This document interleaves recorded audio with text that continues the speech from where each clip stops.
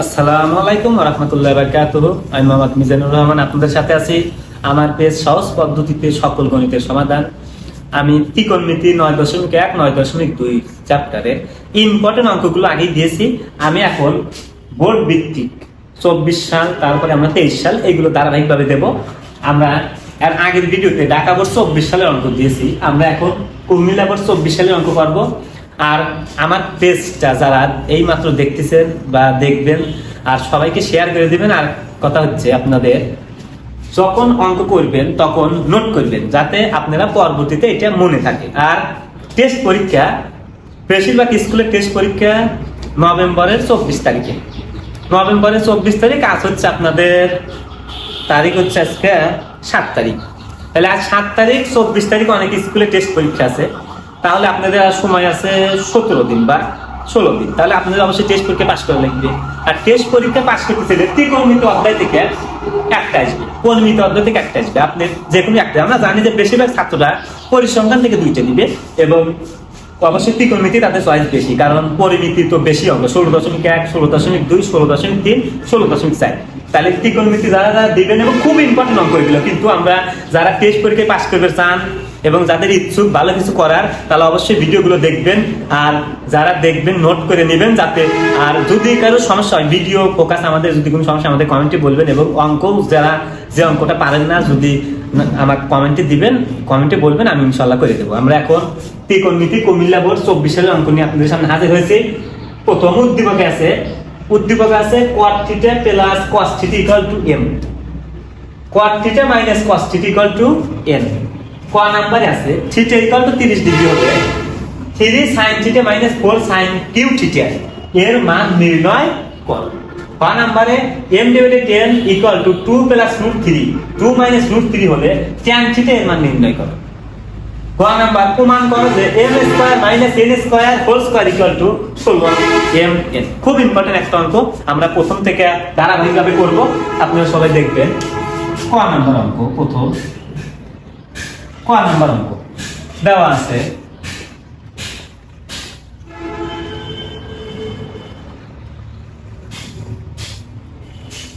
θ equal two 60 degree. এটা দেওয়া না, আমরা এখন রাশি করব। যে রাশিটা দেওয়া আছে আমরা রাশি করতে পারি, প্রদত্ত রাশি লিখতে পারেন আপনারা।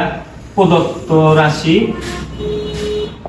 Equal to 3 sin θ minus 4 sin cube θ।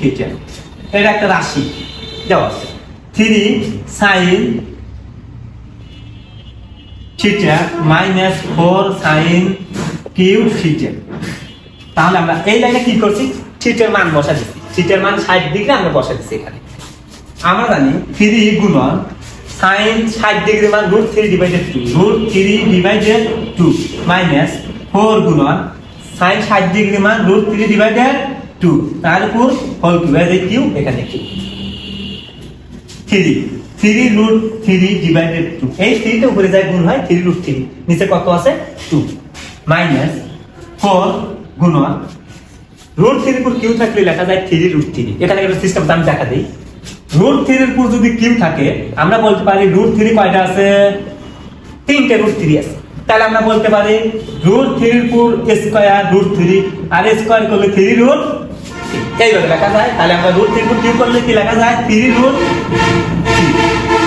আর নিচে 2 এর উপর কিউ করলে এই ক্লিয়ার। আমরা এই 4 দ্বারা কাটলে নিচে হচ্ছে কত, 2। তাহলে আমাদের হচ্ছে 3 √3 ডিভাইডেড 2 মাইনাস 3 √3 ডিভাইডেড কত, এইটা আর এইটা কেটে গেলে 0, आंसर ক্লিয়ার সবাই? ক নাম্বারটা ক্লিয়ার? আচ্ছা, এবার আমরা খ নাম্বারটা করব। খ নম্বরে m divided n equal to 2 plus √3, 2 minus √3 হলে tan θ এর মান নির্ণয় করো। এইখান থেকে প্রথম কাজ আমাদের θ এর মানটা বাইর করা, তারপর আমরা θ এর মানটা tan এ বসা দিলে অঙ্ক হয়ে যাবে। তাহলে আমরা খ নাম্বার অঙ্কটা কি করব, খ নাম্বার অঙ্ক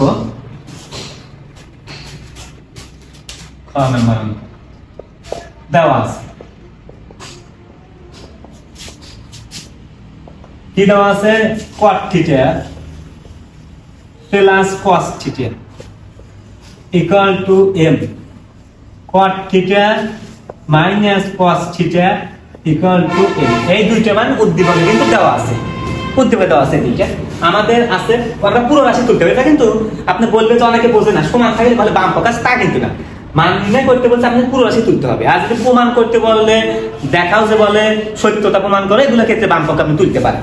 আমরা লিখবো কি পুরো রাশি, তাহলে আমরা বলতে পারি m divided n, m divided n equal to 2 plus √3 2 minus √3 দাও। মানে এটা আমরা বা m এর মান লেখা যায় হলো cot theta plus cos theta divided cot theta minus cos theta equal to 2 plus √3 2 minus √3। আমরা n এর মান বসাইছি আর n এর মানটা বসা দিছি এখানে। বা এখন আমরা কি করব, যোজন বিয়োজন করব। কি করব, যোজন বিয়োজন। কিন্তু আচ্ছা এই অঙ্কটা কোন অঙ্ক সেম আমি কিন্তু বলে দিই, কোন অঙ্ক সেম 9.2 9.2 এর কিন্তু 18 19 20 21 লাস্টে যে 21 22 নম্বর আছে ওইটা হলো প্রথম যোজন বিয়োজন করতে হবে প্রথমে। তাহলে আমরা লিখব হলো cot theta plus cos theta. যোজন বিয়োজনের নিয়ম কি, উপরে যোজন নিচে বিয়োজন। তাহলে আমরা উপরে যা আছে তাই যোগ, নিচেরটা নিচে কি আছে cot theta minus cos theta.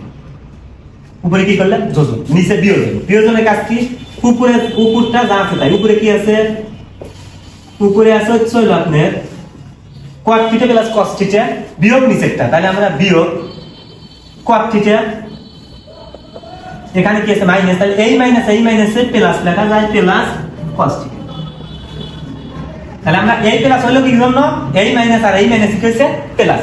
এবার ডান পাশে 2 প্লাস √3 2 প্লাস কি √3 আর নিচে আছে কি 2 মাইনাস √3। তাহলে উপরে যোজন করলাম, নিচে বিয়োগ 2 প্লাস √3 মাইনাস 2 আর এই যে মাইনাস আর মাইনাসের প্লাস কত √3। তাহলে আমরা এখানে কি করছি, যোজন বিয়োজন করছি। কিন্তু এখানে আমরা মনোযোগ সহকারে দেখবেন, সবাই নোট করে নেবেন। আমরা উপরে একটু মুছে দেই।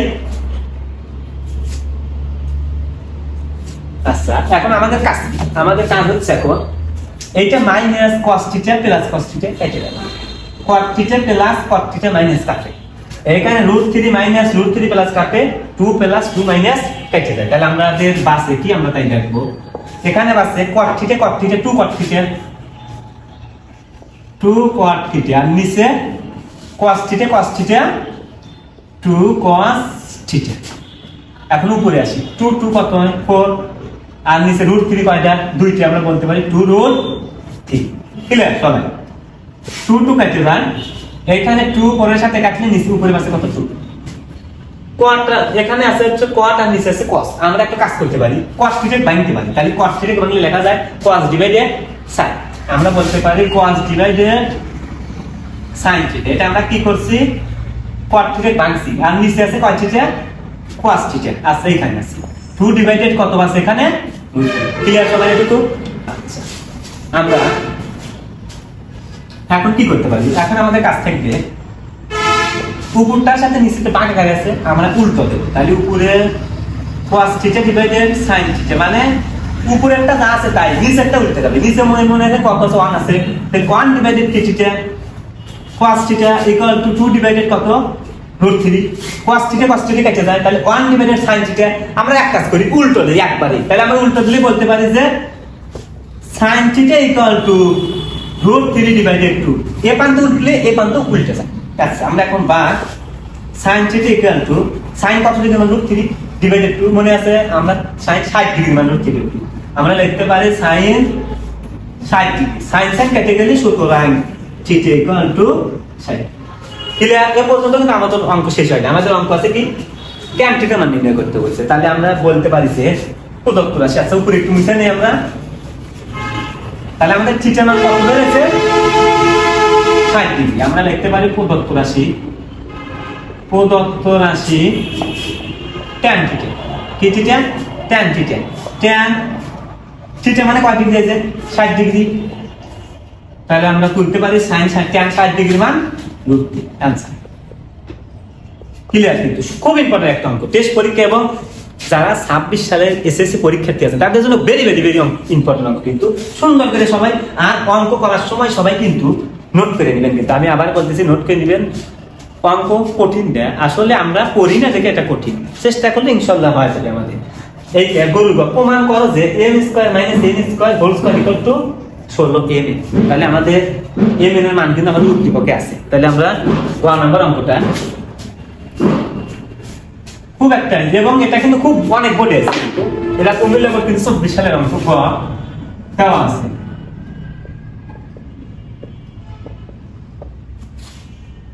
দেওয়া আছে cot theta plus cos theta equal to m, cot theta minus cos theta equal to m। এটা কি আছে? উদ্দীপকে দেওয়া আছে।